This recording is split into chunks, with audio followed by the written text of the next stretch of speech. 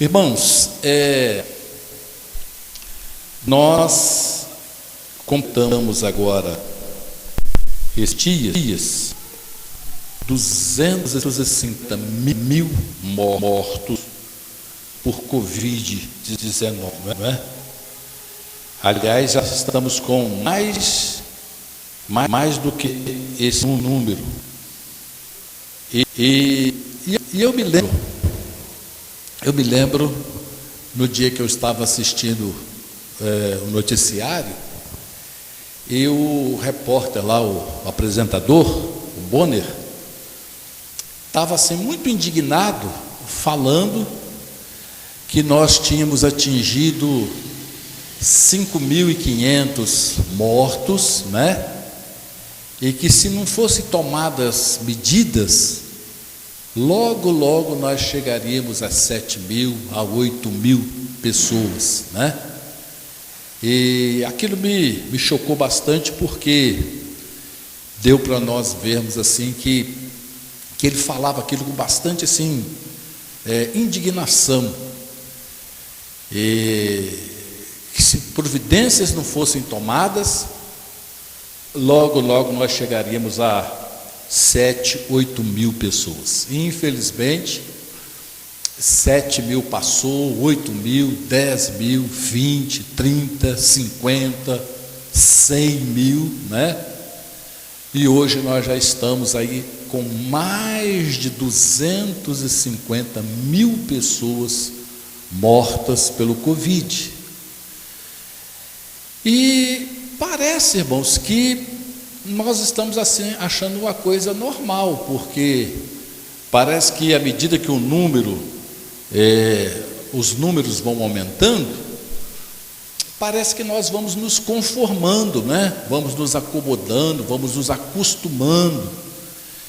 E hoje parece que nós estamos achando mais natural morrerem 250 mil pessoas.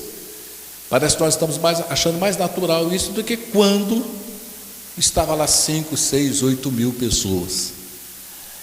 E aí a grande pergunta é a seguinte, irmãos: e nós, enquanto igreja, podemos fazer alguma coisa, ou tudo que nós podemos fazer é ficar como os demais, assim, assistindo, de forma impassível, né? Sem tomar nenhuma medida? Quando nós abrimos a Bíblia, nós vemos, irmãos, que nós temos o que fazer, sim. A igreja, ela tem uma função a ser cumprida na terra, né? Nós somos embaixadores, nós somos representantes do reino de Deus aqui na terra.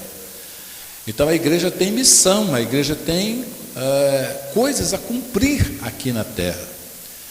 Então, o que nós podemos fazer, irmãos? Não podemos simplesmente ficar observando. E quando nós abrimos a Bíblia, nós vemos que o que a igreja pode fazer é clamar ao Senhor.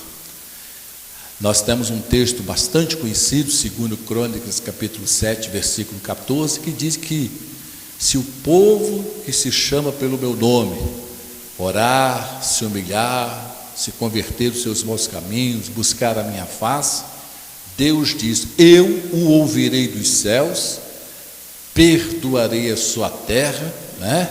Sararei a sua terra. Então, irmãos, nós não podemos simplesmente ficar assim parados.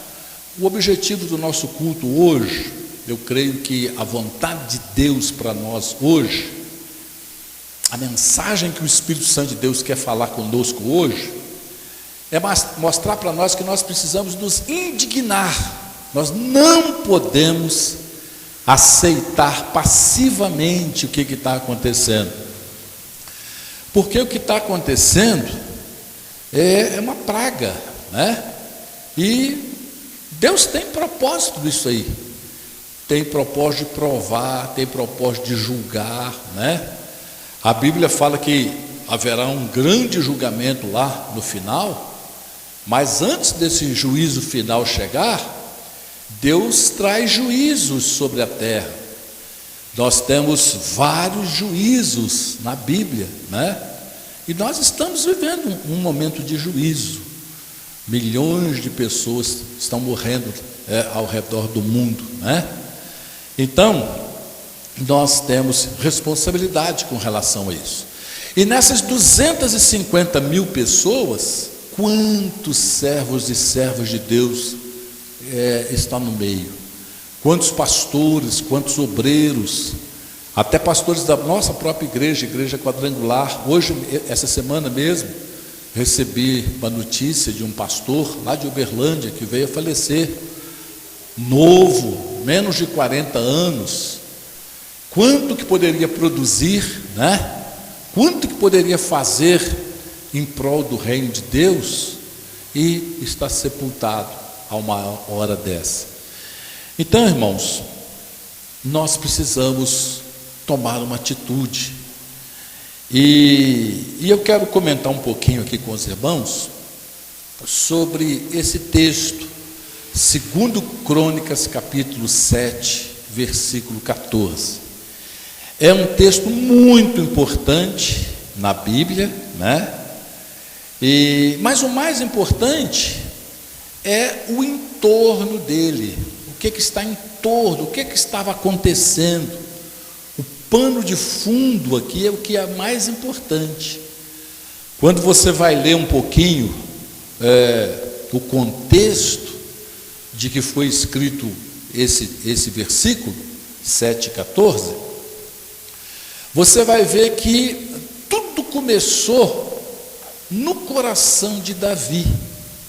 Davi era o rei de Israel, e ele estava muito, mas muito feliz, muito alegre, porque ele tinha conseguido uma vitória muito grande. Que vitória que ele tinha conseguido? Ele tinha conseguido levar a arca da casa de Obed-Edom para Jerusalém. A primeira vez que ele tentou fazer isso, deu problema, deu errado, né? Os bois tropeçaram, a arca caiu, alguém levou a mão, colocou a mão na arca, morreram 2 pessoas. Então foi uma coisa muito triste, todo mundo ficou com medo de pôr a mão na arca, né?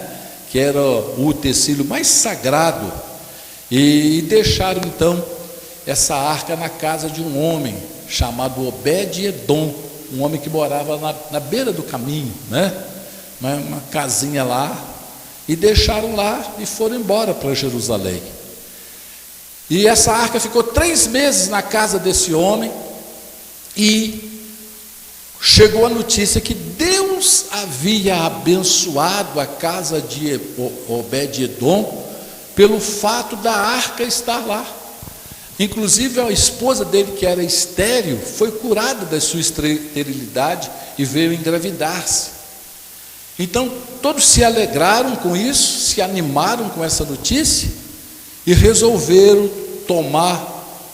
fazer outros preparativos e levar a arca para Jerusalém.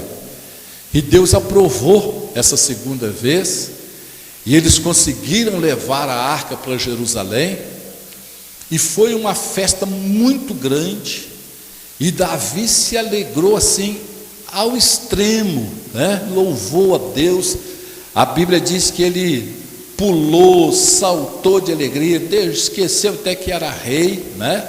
E se alegrou, entrou realmente na presença de Deus, ao ponto da sua própria esposa estar olhando pela janela e ver o rei pulando, e a esposa o repreendeu e disse que ele estava se envilecendo, né? E ele falou: não, não estou me envelhecendo, não, eu estou me alegrando da presença de Deus. Então foi um momento assim muito especial. E Davi vai para a sua casa, entra naquele seu palácio extremamente luxuoso, deita na sua cama confortável, muito provavelmente uma cama de marfim, toda encravejada a ouro, né? E ele está ali todo assim, bem, todo confortável, e lá no coração dele vem o seguinte pensamento, o seguinte sentimento: puxa vida, Eu sou Davi, sou um homem imperfeito, pecador, estou aqui cercado de luxo, dessa casa toda estucada, toda preparada, deitado aqui nessa cama maravilhosa, e meu Deus, o Deus Todo-Poderoso, o Deus de Israel, habita numa tenda. A arca está numa tenda, tenda feita de lona, feita de pele de animais. Então, lá no coração de Davi, surgiu o desejo dele fazer uma casa para a glória de Deus.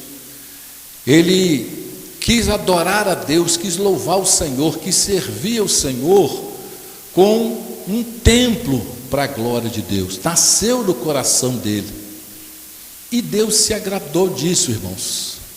Deus se agradou dessa oferta voluntária, desse amor, dessa dedicação de Davi, que se preocupou. E Deus usou então o profeta Natã e disse assim para Davi: olha, eu não habito em templo feito por mãos de homens, a terra é o estrado dos meus pés. E Deus fala também através do profeta: eu nunca pedi, eu nunca reclamei uma casa para mim, mas já que nasceu isso no seu coração, eu me alegro, eu recebo. Deus aceitou a oferta de Davi. E Deus fez uma promessa a Davi, fez uma aliança com Davi, que por causa dessa atitude dele, Deus iria abençoá-lo, fazendo com que sempre um dos seus filhos, um dos seus descendentes, viesse a ser o rei de Israel. Sempre Davi teria a partir de então um descendente seu assentado na cadeira real de Israel. Olha só, irmãos, como que Deus é grandioso, como que Ele é maravilhoso, né? Ele ficou tão feliz de ver no coração de Davi aquela atitude de amor, aquela atitude de carinho, aquela atitude de desprendimento, que concedeu essa graça a Davi. Fez uma aliança com Davi, dizendo que sempre um descendente de Davi haveria de ser o rei de Israel. E isso está de pé até hoje. Isso está de pé até hoje, essa aliança davídica, né? Essa aliança que Deus fez com Davi.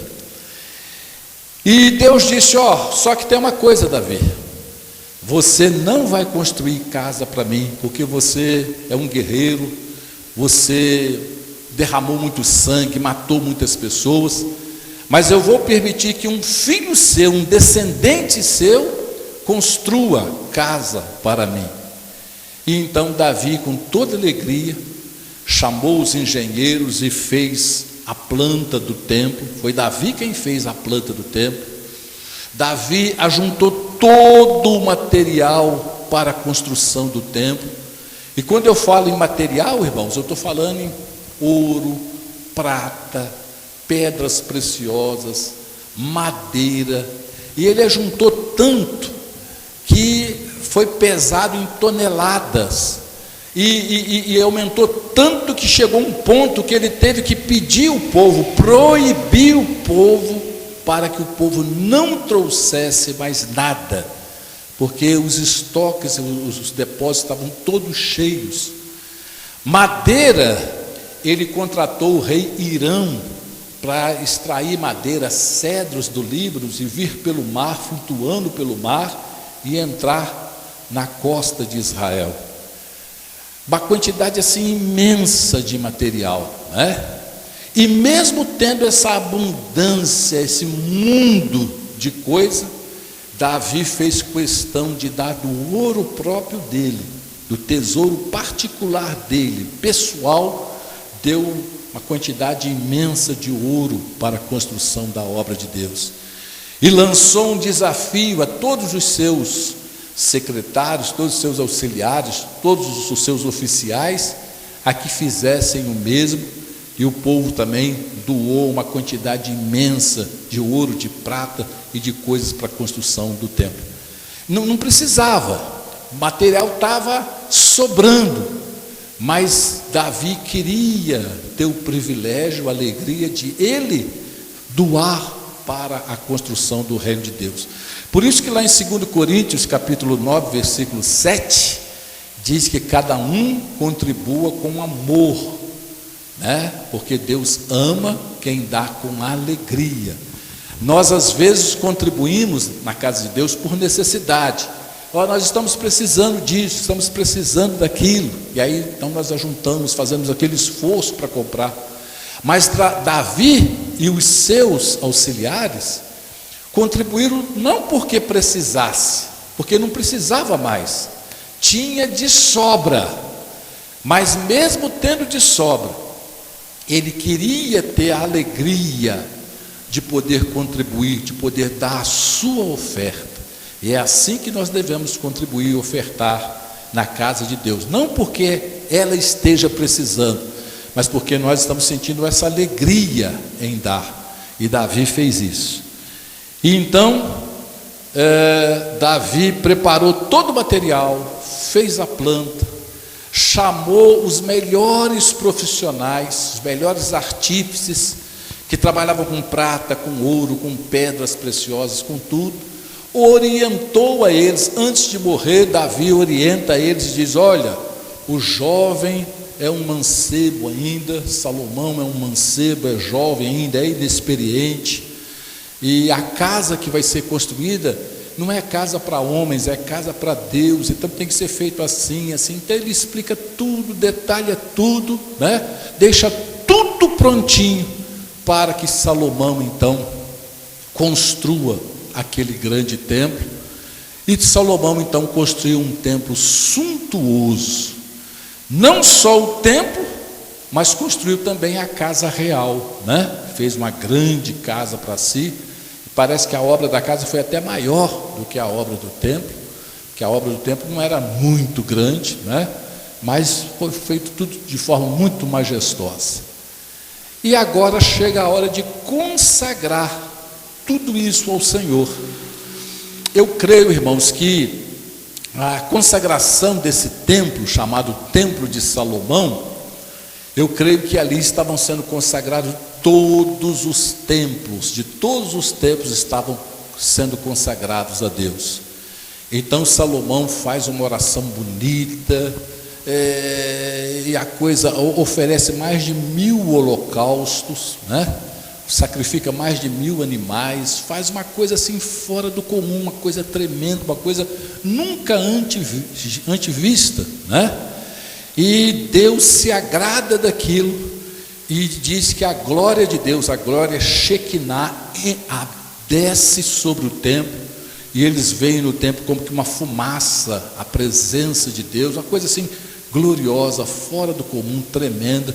Então é feito a consagração desse templo, e depois disso passado, Deus se manifesta a Salomão, né?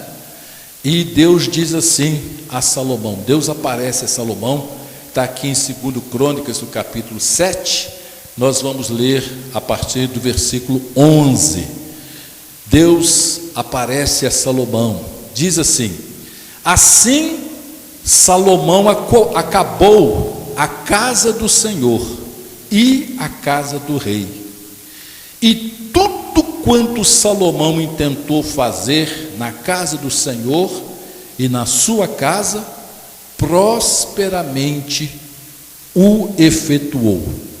Então fez as duas construções da forma mais distinta, mais sublime, mais gloriosa possível. Versículo 12: e o Senhor apareceu de noite a Salomão e disse-lhe: ouvi a tua oração, a oração que ele fez lá de dedicação, e escolhi para mim este lugar, para a casa de sacrifícios. Olha só o que Deus estava dizendo a Salomão: eu ouvi a tua oração e eu escolhi esse lugar, essa casa, esse templo, e escolhi este lugar para a casa de sacrifício. Versículo 13: se eu fechar os céus e não houver chuva, ou se ordenar aos gafanhotos que consumam a terra, ou se enviar a peste entre o meu povo, e se o meu povo que se chama pelo meu nome se humilhar e orar e buscar a minha face e se converter dos seus maus caminhos, então eu ouvirei dos céus, perdoarei os seus pecados e sararei a sua terra.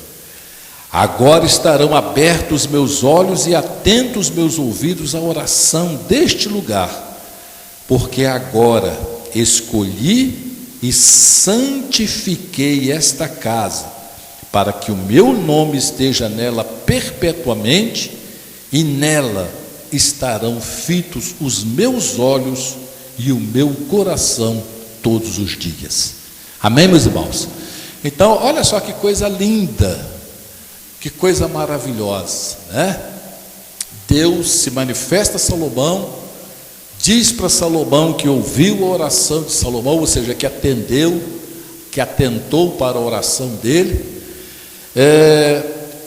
Fala que a casa agora é uma casa santificada ao Senhor. Em Isaías capítulo 56, versículo 7, está escrito: a minha casa será chamada casa de oração para todos os povos. Esse é o nome que Deus dá para o templo, para a casa de Deus, a casa de oração para todos os povos. E Deus fala aqui com Salomão: ó, se em algum tempo eu fechar os céus, ou eu ordenar gafanhotos, ou eu permitir que a peste venha sobre a terra, como nós estamos vendo agora, e se o meu povo que se chama pelo meu nome, se ele se humilhar, se ele orar, se ele buscar a minha face e se converter dos seus maus caminhos, então eu vou ouvi-los dos céus, perdoar os seus pecados e sarar a sua terra. Olha que o sarar está em último lugar, né? Várias outras coisas vêm primeiro. Primeiro, Deus exige que o seu povo se humilhe. Por isso, irmãos, que a posição mais assim, vamos dizer, tradicional da oração é de joelhos, né? A gente pode orar em pé, deitado, de cabeça para baixo, de qualquer jeito, que Deus nos ouve. Mas a posição mais tradicional de se orar é de joelhos, porque é uma forma de humilhação, de quebrantamento, né? Você se ajoelha, você está se humilhando. A oração é uma forma de humilhação. Então ele disse: se o meu povo se humilhar, ninguém pode chegar diante de Deus de nariz empinado, né? De forma orgulhosa, presunçosa. Tem que ser com o coração quebrantado. Se o meu povo se humilhar e orar é falar com Deus, né? Nós precisamos falar com Deus. Estamos vivendo pandemia, tempo de nós falarmos com Deus. E oração leva tempo, precisamos de tempo para conversar com o Senhor. Se o povo que se chama pelo meu nome se humilhar, orar, buscar a minha face, fala em orar e buscar a face. Qual é a diferença de orar para buscar a face? Buscar a face de Deus é orar com mais intensidade, é orar com mais gana, com mais garra, com mais determinação, é clamar verdadeiramente ao Senhor. Se o meu povo fizer essas coisas, buscar a minha face e se converter dos seus maus caminhos, deixar atitudes, práticas, ações, obras, distrações, né? Às vezes, irmãos, nós não estamos fazendo nada assim que aparentemente é pecaminoso, mas aquilo ali constitui uma distração, aquilo está roubando nosso tempo, nossa graça, roubando o nosso coração de Deus, né? Aquilo é uma distração. Então ele diz: converter dos seus maus caminhos, então eu ouvirei dos céus, perdoarei os seus pecados, e aí eu então sararei a terra. Então, irmãos, nós temos que nos indignar, nós temos o que fazer. Nós não podemos simplesmente cruzar os braços e ficar olhando os números crescerem dia após dia, semana após semana. Hoje é tanto, amanhã é mais tanto, depois da manhã é mais tanto, e até não. A igreja tem algo a ser feito, e aqui está dado a receita. Então nós temos que orar, nós temos que clamar, nós temos que nos indignar, nós temos que entrar lá no nosso quarto, como o Senhor Jesus disse, e orar a Deus e perguntar: Senhor, o que eu posso fazer enquanto igreja?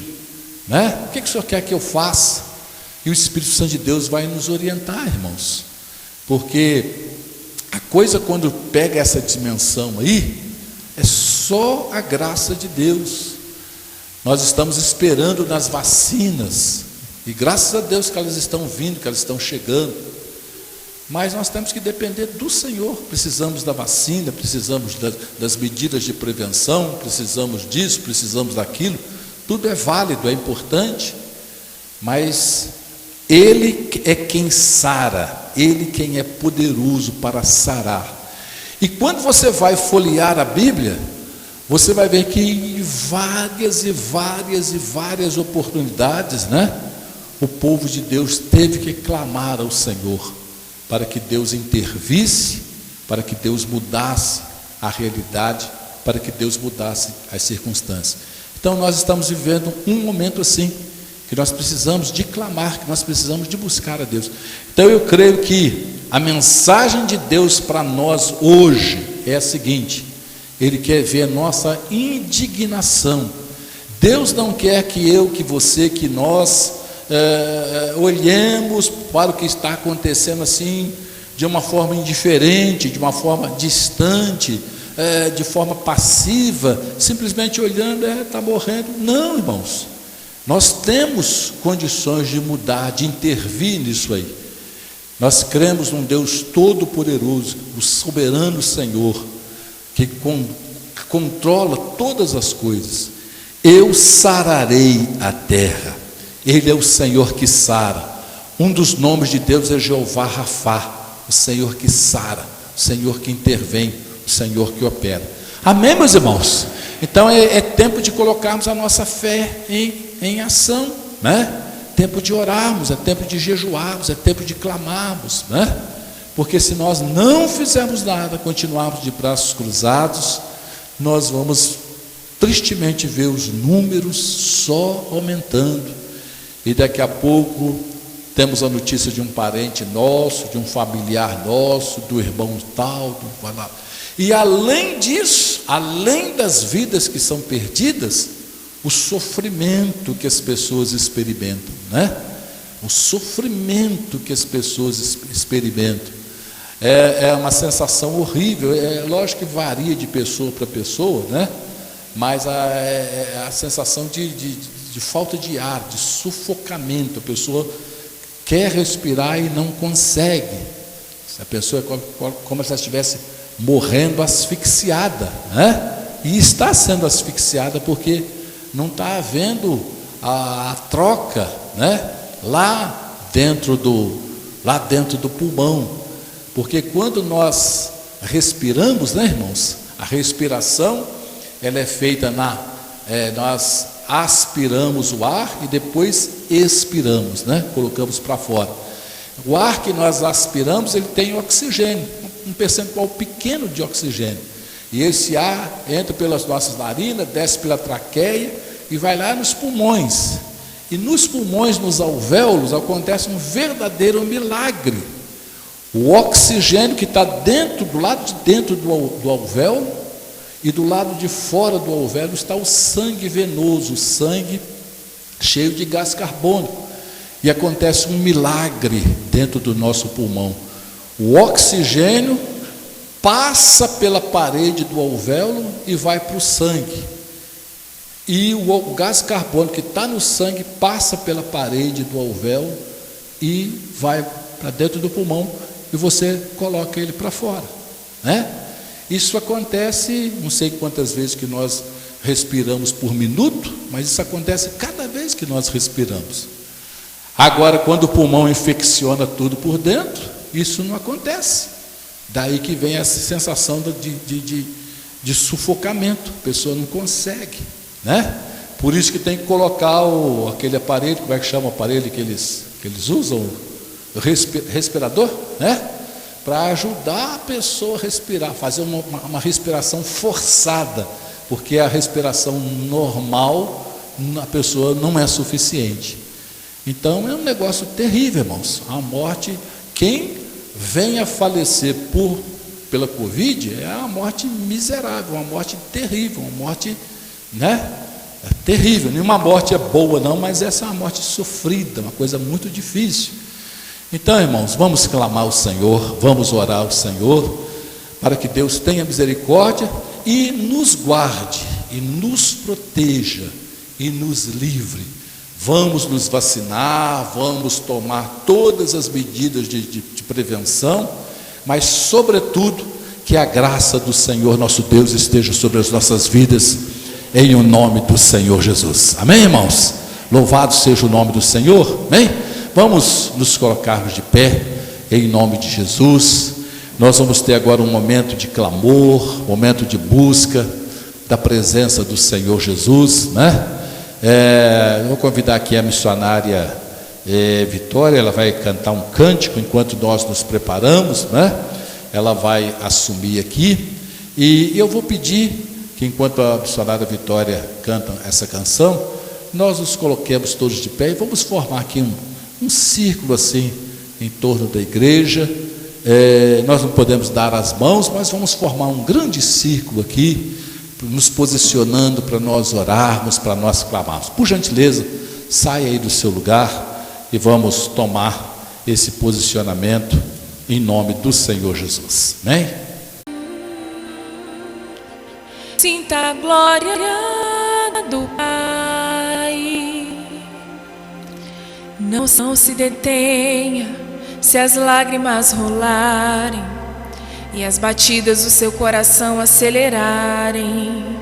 É Ele mexendo no secreto da gente, um lugar que ninguém conhece, mas Ele viu e sabe curar. Ele viu e sabe o remédio para curar toda ferida. Jesus, tua presença é o que eu mais quero. Jesus, tua presença é o meu remédio. Jesus, eu não quero ouro nem prata, só quero que cuide de mim. Eita, que presença é essa? Presença que mexe, confronta com tudo aqui dentro da gente, que causa arrepio na alma e a gente sente. Jesus, que eu perca dinheiro e perca amigos, só não quero perder tua presença, tua presença, tua presença, tua presença.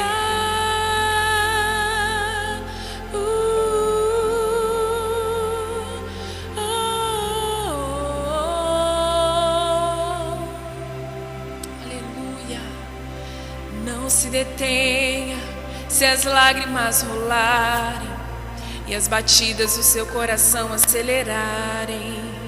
É Ele mexendo no secreto da gente, o lugar que ninguém conhece, mas Ele viu e sabe curar. Ele viu e sabe o remédio para curar toda ferida. Jesus, tua presença é o que eu mais quero. Jesus, tua presença é o meu remédio. Jesus, eu não quero ouro nem prata, só quero que cuide de mim. Eita, que presença é essa?